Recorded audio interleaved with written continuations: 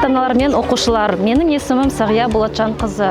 Шоқан Уәлиханов атындағы жекеменшік мектептің үйірме қызметінің жетекшісімін. Өздеріңіз білетіндей, үйірмелердің жалпы мақсаты оқушылардың іскерлігі, дербестігі мен дағдыларын қалыптастыра отырып, шығармашылық жұмысқа баулу, ой өрісінің дамуына мүмкіндік тудыру, салауатты өмір салтын қалыптастыру және бос уақыттарын тиімді ұйымдастыруға бағытталған.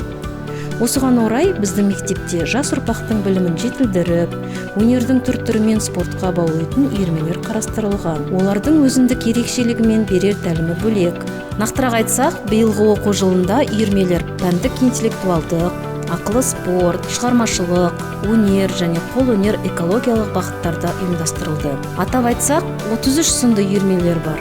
Қазіргі уақытта 1105 оқушыдан үйірмелерге 705 бала қатысып, өздерінің қабілеттерін шыңдауда. Барлық үйірме жетекшілерінің жылдық жоспарлары бекітіліп, мектепішілік бұйрық шығарылды. Жалпы мектебімізде баланы тәрбиелеудің басты құралы саналатын үйірмелер жұмысы бірізге түскен. Бұл бағытта түрлі маңызды жұмыстар атқарылып жатыр.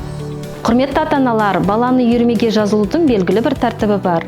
Ең алдымен ата-аналар мектептің shokanschool.kz ресми сайтында орналастырылған үйірме жұмыстарының шарттарымен танысу қажет. Содан кейін өтінішті жүктеп, толтырылған өтінішті бастауыш сынып кураторларына, орта және жоғарғы деңгей сынып жетекшілеріне тапсыру қажет.